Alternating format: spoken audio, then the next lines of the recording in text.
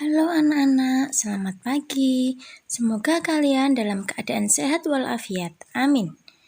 Di video kali ini kita akan belajar kelas 4, tema 2, selalu berhemat energi. Subtema 1, sumber energi pembelajaran 1. Energi sangat penting bagi kehidupan kita. Semua makhluk hidup membutuhkan energi. Tahukah kamu sumber-sumber energi yang ada? Ayo kita pelajari. Ayo berdiskusi. Matahari memiliki peran yang besar dalam kehidupan karena merupakan sumber energi terbesar di bumi. Panas matahari berpengaruh terhadap aktivitas manusia dan makhluk hidup lainnya di bumi. Amatilah gambar berikut. 1. Apa yang diceritakan gambar tersebut? Pentingnya energi matahari bagi makhluk hidup. 2. Berdasarkan gambar, dapatkah kamu menyebutkan apa saja manfaat matahari bagi keluarga tersebut? Mengapa demikian? Kemukakan alasanmu. Makhluk hidup memerlukan oksigen. Matahari menghasilkan vitamin D yang sangat dibutuhkan manusia. 3. Apakah kamu dapat menyebutkan contoh kegiatan lain tentang manfaat matahari bagi kehidupan kita sehari-hari?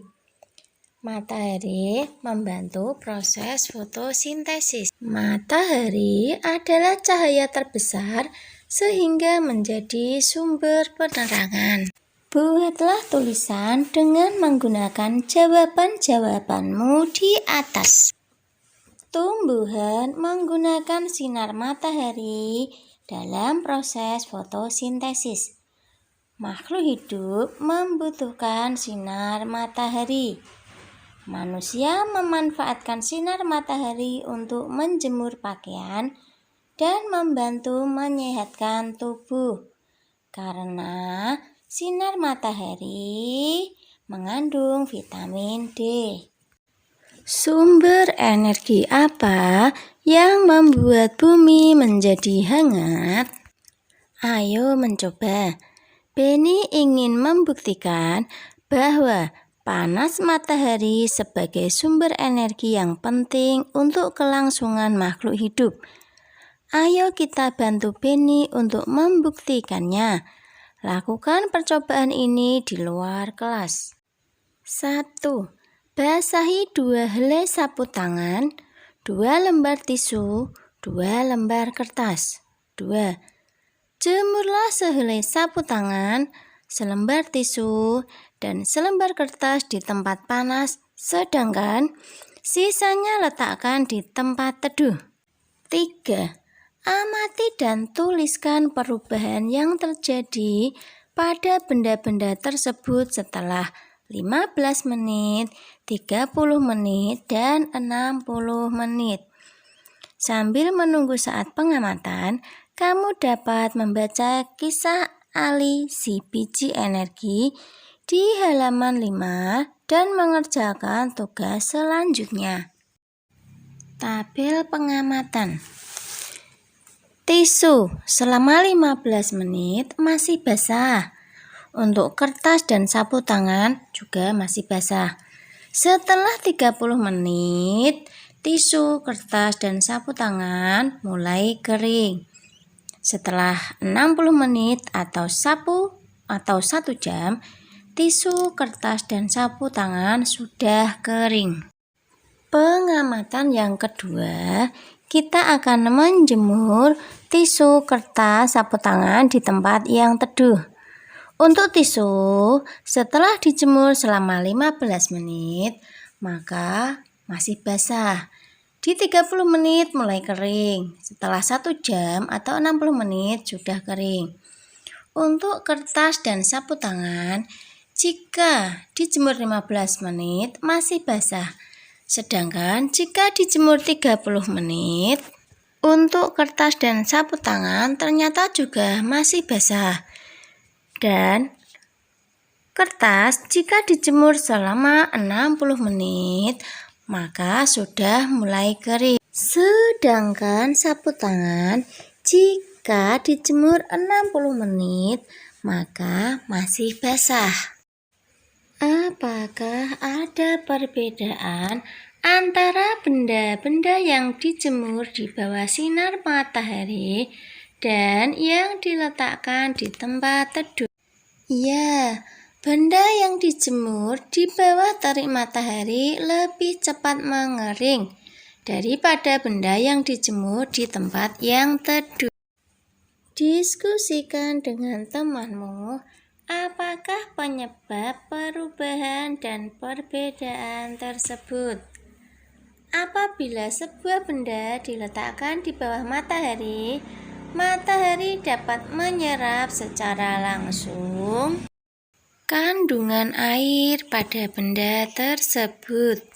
Jika benda diletakkan di tempat teduh, penyerapan kandungan air pada benda menjadi terhambat, sehingga proses pengeringan benda menjadi lama.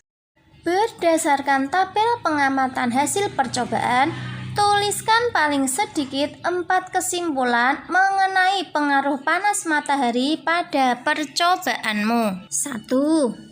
Tisu, kertas, sapu tangan yang dijemur di bawah matahari akan lebih cepat kering. 2. Tisu, kertas, sapu tangan yang dijemur di tempat teduh akan lama keringnya. 3. Panas matahari dapat mengeringkan benda-benda yang basah.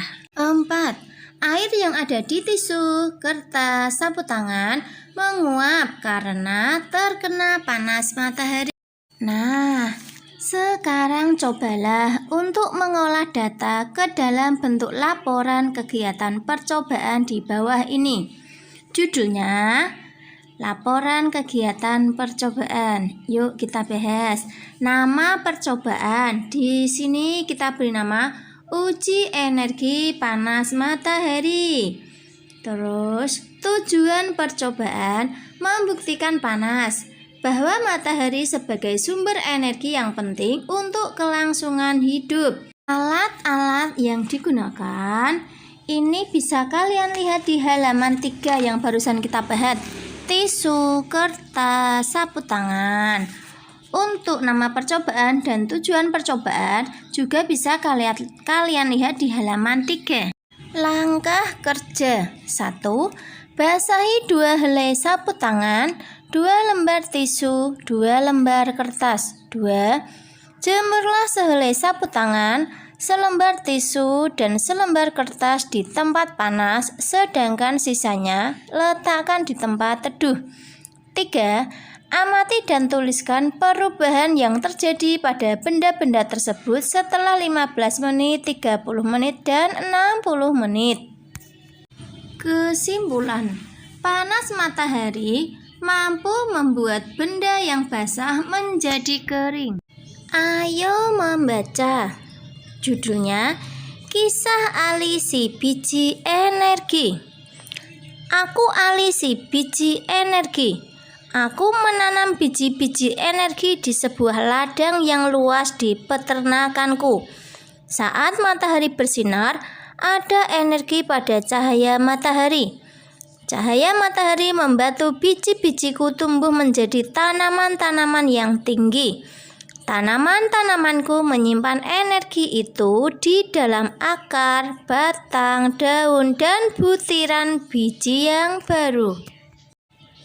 Dengan segera, aku akan tumbuh tinggi dengan daun-daun yang lebar dan biji-biji yang baru. Kamu bisa memasak dan memakan aku supaya kamu memiliki energi. Energi itu akan membantumu tumbuh, bergerak, dan berpikir. Aku juga memberi makan hewan-hewan ternak dengan beberapa bagian dari tubuhku sehingga mereka tumbuh besar dan sehat. Sekarang, temukan sebanyak-banyaknya manfaat energi matahari bagi makhluk hidup dalam bentuk peta pikiran di bawah ini. Sertakan gambar agar lebih menarik. Sekarang kita bahas manfaat energi matahari. Yang pertama, menghasilkan energi listrik. 2. Membantu mengeringkan pakaian. 3. Sumber vitamin D. 4. Membantu proses fotosintesis, membantu pertumbuhan tanaman, dan juga sebagai sumber cahaya. Sampaikan hasilnya kepada temanmu. Apakah hasilnya sama? Energi panas matahari adalah salah satu sumber daya alam yang melimpah. Tumbuhan seperti jagung juga merupakan sumber daya alam yang harus dibudidayakan. Sumber daya alam tersebut diberikan Tuhan untuk umat manusia. Ayo berdiskusi. Sebagai sumber daya alam, jagung banyak dimanfaatkan oleh penduduk Indonesia. Salah satunya adalah dengan mengolah dan menjualnya. Amati gambar berikut dan sampaikan hasil pengamatanmu kepada teman di sebelahmu. Diskusikan pertanyaan berikut bersama teman sebelahmu. 1. Apa yang terjadi apabila permintaan terhadap jagung tinggi? Harga jagung akan mahal. Jumlah jagung akan menipis. Soal nomor 2. Apa yang harus dilakukan agar permintaan terpenuhi? Petani melakukan penanaman jagung dalam jumlah yang lebih banyak. Ayo membaca. Bacalah teks berikut untuk menambah pemahamanmu tentang sumber daya alam. Indonesia memiliki sumber daya alam berlimpah.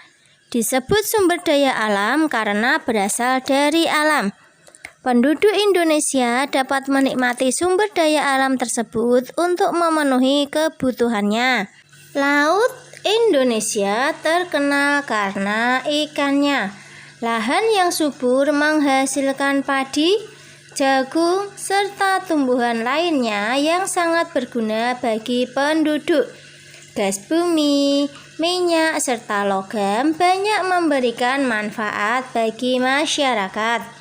Sumber daya alam terbagi 2, sumber daya alam yang dapat diperbaharui dan sumber daya alam yang tidak dapat diperbaharui. Sebagai anak Indonesia, kamu harus tahu apa yang termasuk ke dalam keduanya dan apa dampaknya apabila kita kekurangan keduanya. Penggunaan sumber daya alam berlebihan akan memengaruhi kehidupan manusia. Kita harus menghemat penggunaannya. Sumber daya alam yang dapat diperbaharui misalnya tumbuhan, hewan, sinar matahari, angin, dan air. Sumber tersebut termasuk kelompok sumber daya alam yang dapat diperbaharui karena terus tersedia dan dapat kita kelola untuk kita perbanyak jumlahnya. Jumlah sumber daya alam ini sangat berlimpah. Agar sumber daya alam ini tetap tersedia, kita harus menggunakannya dengan bijak dan melestarikannya. Sumber daya alam ini sangat penting untuk dijaga keberadaannya. Minyak bumi, emas, besi, dan berbagai tambang termasuk ke dalam kelompok sumber daya alam tidak dapat diperbaharui. Mengapa demikian? Karena jumlahnya sangat terbatas. Untuk menghasilkan minyak bumi diperlukan waktu yang sangat lama. Oleh sebab itu, kita harus hemat menggunakan sumber daya alam ini. Setelah memahami sumber daya alam, jawablah pertanyaan berikut. 1. Berdasarkan teks, berikanlah masing-masing 3 contoh sumber daya alam yang dapat diperbaharui dan yang tidak dapat diperbaharui. Kita bahas ya. Contoh sumber daya alam yang dapat diperbaharui ada di halaman 7 ya. Di paragraf ketiga, contohnya tumbuhan, hewan, sinar matahari, angin, dan air. Contoh sumber daya alam yang tidak dapat diperbaharui ada di paragraf terakhir ya, paragraf keempat halaman 7. Contohnya minyak bumi, emas, besi, dan berbagai tambang termasuk ke dalam kelompok sumber daya alam yang tidak dapat diperbarui. Soal nomor 2. Berilah 3 contoh lain di luar teks sumber daya alam yang dapat dan tidak dapat diperbaharui. Sumber daya alam yang dapat diperbaharui contohnya udara. Sedangkan sumber daya alam yang tidak dapat diperbaharui contohnya gas alam, nuklir, dan logam. Soal nomor 3. Berikanlah contoh kegiatan ekonomi yang memanfaatkan kedua jenis sumber daya alam tersebut. Contohnya ya, dalam membangun rumah diperlukan semen, pasir, baja ringan, besi, dan ini termasuk ke dalam sumber daya alam yang tidak dapat diperbaharui. Pembuatan rumah juga membutuhkan kayu. Ini termasuk ke dalam sumber daya alam yang dapat diperbaharui. Tulislah pendapatmu tentang kegiatan ekonomi tersebut. Apa saja dampaknya bagi kelestarian sumber daya alam tersebut? Apa yang harus dilakukan agar sumber daya alam tetap lestari? Dapat menyebabkan menipisnya ketersediaan sumber daya alam. Sampaikan hasilnya kepada teman kelompokmu dan diskusikanlah. Penggunaan sumber daya alam yang berlebihan akan berdampak negatif terhadap kehidupan manusia. Gambarlah penggunaan salah satu sumber daya alam yang menurutmu patut dicontoh. Gambarmu harus memuat kegiatan ekonomi yang menggunakan salah satu sumber daya alam dan usaha menjaga keberadaannya. Sebagai contoh ya Dek, kalian nanti bisa menggambar contohnya apa itu pertanian, bisa juga menggambar kincir air atau menggambar kincir angin. Itu kan termasuk penggunaan salah satu sumber daya alam. Sampaikan gambarmu kepada temanmu, mintalah pendapat mereka. Jelaskan gambarmu melalui tulisan. Tulisanmu harus memuat sumber daya alam yang dipilih dan yang diperjualbelikan. Kamu juga harus menyampaikan contoh-contoh kegiatan untuk menjaga kelestariannya. Sampaikan tulisanmu kepada gurumu. Sumber daya alam terbagi menjadi 2, sumber daya alam yang dapat diperbaharui dan sumber daya alam yang tidak dapat diperbaharui. Dengan pertanian, maka sumber daya alam tidak akan habis. Ini contoh jika kalian tadi menggambar pertanian ya. Ayo renungkan, apa yang kamu pelajari dari kegiatan hari ini? Apa anak-anak? Tadi kita sudah belajar sumber daya alam. Apakah hal tersebut berguna dalam kehidupan sehari-hari? Jelas berguna. Bagaimana perasaanmu selama belajar? Saya merasa senang. Adakah hal lain yang ingin kamu ketahui? Ingin mengetahui bagaimana menjaga sumber daya alam agar tidak cepat habis. Sama dengan orang tua. Diskusikan bersama orang tuamu tentang pemanfaatan sumber energi matahari di lingkungan rumah dan sekitarnya. Kamu dapat melakukan pengamatan tentang pemanfaatan sumber energi matahari tersebut bersama orang tua. Tuliskan hasil diskusi dan pengamatanmu di bawah ini. Contoh yang ada di sekitar rumah Bu Guru yaitu untuk mengeringkan pakaian dan mengeringkan padi. Nanti kalian bisa lihat di tetangga kalian ya, sinar matahari itu digunakan untuk apa aja, manfaatnya apa saja. Terima kasih anak-anak. Sampai ketemu lagi di video pembelajaran selanjutnya. Bye-bye. Assalamualaikum. Jangan lupa subscribe.